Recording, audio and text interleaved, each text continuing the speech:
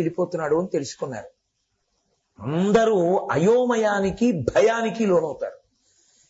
ఆయనకి ఇప్పుడు ఈ జన్మలోనో చేసిన సుకృతం ఆయన కనిపించింది. సరే ఎన్నోసార్లు చచ్చిపోయి ఉంటానుగా గత జన్మల్లో, అసలు చావంటే ఏమిటో చూడాలనుకున్నారు. అని చావంటే చచ్చిపోయిన తర్వాత కూడా నేను చూసా, శరీరం అక్కడే ఉంటుంది, పట్టికెళ్ళి కాల్చేస్తూ ఉంటారు. అప్పుడు శరీరంలోంచి ఏది బయటికి ఎడుతోంది, శరీరం ఏమవుతుంది, అసలు పరికిద్దాం మనం ఈ చావంటే ఏమిటో అని స్థితప్రజ్ఞుడై ఆగిపోయారు. ప్రాణోత్క్రమణమై బయటికి వెళ్ళి శరీరం వంక చూసి వెంటనే ఆయన అనుకున్నారు, ఓహో ఇది నేను కాదు, అసలు పైకెళ్ళి చూస్తున్నదేదో అది నేను, నా చేత చూడబడుతున్న ఇది నిజమైన నేను కాదు, నేను నిజమైన నేను వేరు లోపల ఉన్నా అనుకున్న ఉత్తర క్షణంలో మళ్ళీ లోపలికి వెళ్ళారు. మళ్ళీ కదిలింది శరీరం, అంతే. ఇక ఆ తర్వాత ఆయన వెనక్కి తిరిగి చూడలేదు. ఆయన జీవితం అంతా ఒక్కటే సందేశం, నువ్వెవరో తెలుసుకో.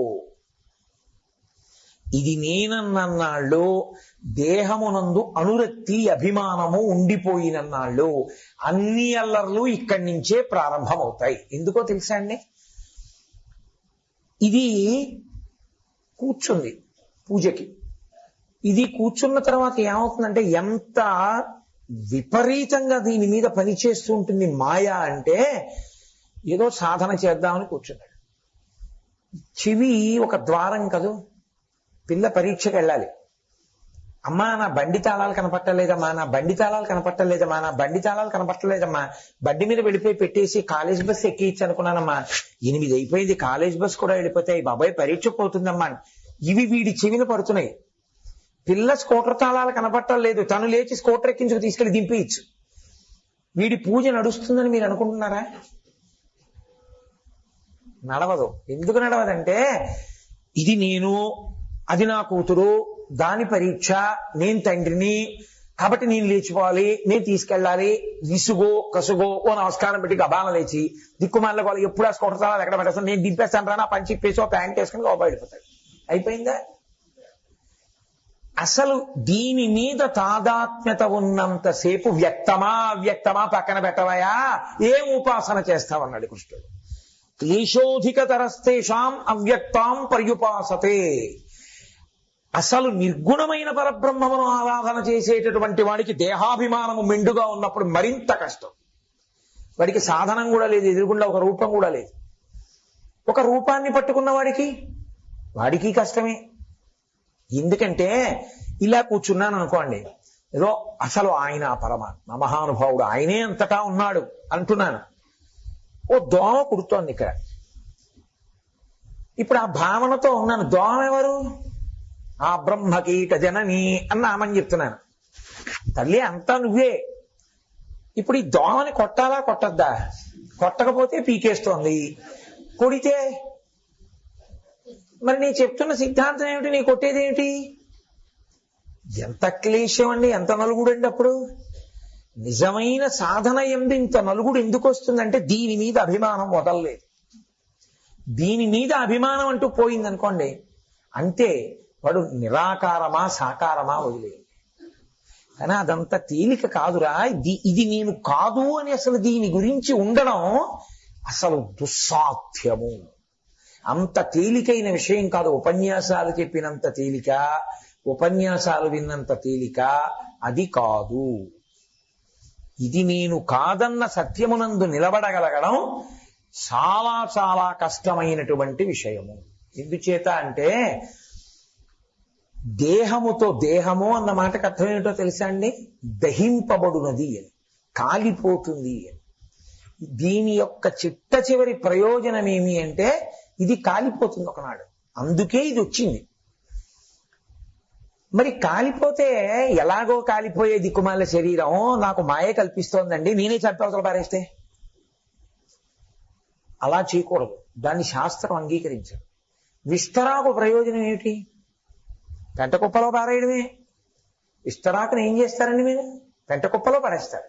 మరి విస్తరాకుని వెంటనే పెంట కుప్పలో పడేస్తారా? పడేయరు.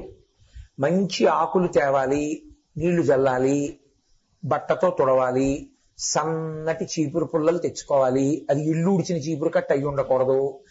ఆ పుల్లలతోటి అందంగా కుట్టాలి, అవి ఊడిపోకుండా కుట్టాలి, ఆ ఆకు వేసుకోవాలి, నీళ్లు చల్లాలి, వడ్డన చేసుకోవాలి, నైవేద్యం పెట్టి నీళ్లు చల్లి పరిశేచనం చెయ్యాలి, అందులో ఉన్న పదార్థం అంతా తినాలి, ఉత్తరాపోసనం పట్టాలి, అప్పుడు తాను లేచి వెళ్ళిన తరువాత ఆ విస్తరాకుని మడత పెట్టి తీసుకెళ్లి పెంట కుప్పలో పారేయాలి.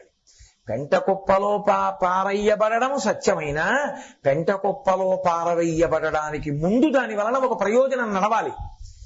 అందుకే దీనికి ఋతుమంతమని పేరు. అసత్యమైన దీని ఎందుండి సత్యమును తెలుసుకోవాలి. సత్యమును తెలుసుకోవడానికి ఇది సాధనము కావాలి. అందుకని సాధనాన్ని చంపేయడం ఎందుకు? సత్యము ఎరుకలోకి వచ్చేసింది, లోపల ఉన్న అసలైన నేను ఏదో నీకు తెలిసిపోయింది. అసత్యమైన వస్తువునందు ఉండడం వల్ల నీకు వచ్చిన నష్టం ఏంటి? నీకు నష్టమేం లేదు. కురిడి ఉంది, ఆ కొబ్బరి డొక్కకే అంటుకుంది, అది ఆ పెంకుకి, ఆ పెంకు నుంచే ఊడిపోయింది. ఊడిపోయి డొలడొలడొల్లాడుతాను. ఇప్పుడు ఇలా అంటే లోపల కురిడి వినపడుతుంటుంది, చప్పుడు ఊడిపోయింది. ఊడిపోయి కొబ్బరి పెంకు నుంచి విడిపోయి తాను వేరుగా ఉంది. ఇప్పుడు నేను విడిపోయాను కదండి, ఇంక ఇందులో నేను ఉండనండి, నేను బయటికి పోతానండి అంటుందా? బద్దలు కొట్టారనుకోండి, ఊడి బయటికి వస్తుంది. బద్దల కొట్టేంత వరకు పైకి రాకుండా లోపల ఉండిపోయిన కురిడి పూర్ణాహుతికి మాత్రమే పనికొస్తుంది. అలాగే నీవు ఇందులోంచి విడివడడం రావాలి. విడివడము అన్న ప్రక్రియకే సాధన అని పేరు. పరిపక్వత అని అక్కడ మాట్లాడతారు. ఈ పరిపక్వత సాధనాక్రమంలో వస్తుంది తప్ప ఏదో ఒక ఉపన్యాసంలో ఇది నేను కాదండి అని తెలుసుకోవడం కాదు. బాగా సాధన చెయ్యాలి, బాగా గురువాక్య శ్రవణం చెయ్యాలి, బాగా శాస్త్రమునంతటినీ పరిశోధన చెయ్యాలి, మనసుని బాగా నిలబెట్టాలి, అభ్యాసము చెయ్యాలి. చేస్తే పరిపక్వత వస్తుంది. అప్పుడు ఊడుతుంది, విడుతుంది, తనంత తాను ఊడాలి. మీరు బలవంతంగా పీక్కూడదు. పరిపక్వత అన్న మాట గురించి నేను చెప్పాలి అంటే ఒక్కటే బాగా ఉదాహరణ. ఒక చెట్టుకి పువ్వు పూస్తుంది, పువ్వు ఊడదు. పువ్వు పిందె అవుతుంది, ఊడదు. పిందె కాయ అవుతుంది, ఊడదు. కాయ లోపల ఉన్నటువంటి గుజ్జు తెల్లగా ఉంటుంది, పుల్లగా ఉంటుంది, వగరగా ఉంటుంది. ఆ కాయ పండిపోయింది, పచ్చగా అయిపోయింది. లోపల ఉన్న గుజ్జు రసం అయిపోయింది. కన్నం పెడితే ఇలా రసం కారిపోయేటట్టు అయిపోయింది. ఇప్పుడు బాగా మిగలముగ్గిపోయింది. ఇహ పట్టుకోవచ్చు, తానే విడిపోతుంది. తానే విడిపోయి కింద పడిపోతుంది. పిందెగా విడిపోయి కింద పడిపోయింది అనుకోండి, ఇహ పనికి రాదు. పండుగా కింద పడిపోయింది అనుకోండి, పండు నేల మీద పడిపోయింది. పండిపోయాడు రా అంటారు మన వాళ్ళు. అందుకే ఆయన పండిపోయాడండి అంటారు. ఆటలలో కూడా పంటలు వేసుకోండి అంటారు. వాడి పంట పండింది అంటారు. ఆఖరికి చిన్నతనంలో ఏదో వైకుంఠపాళి అని ఆడతారు, అందులో ఆయన పండిపోయాడండి అంటారు.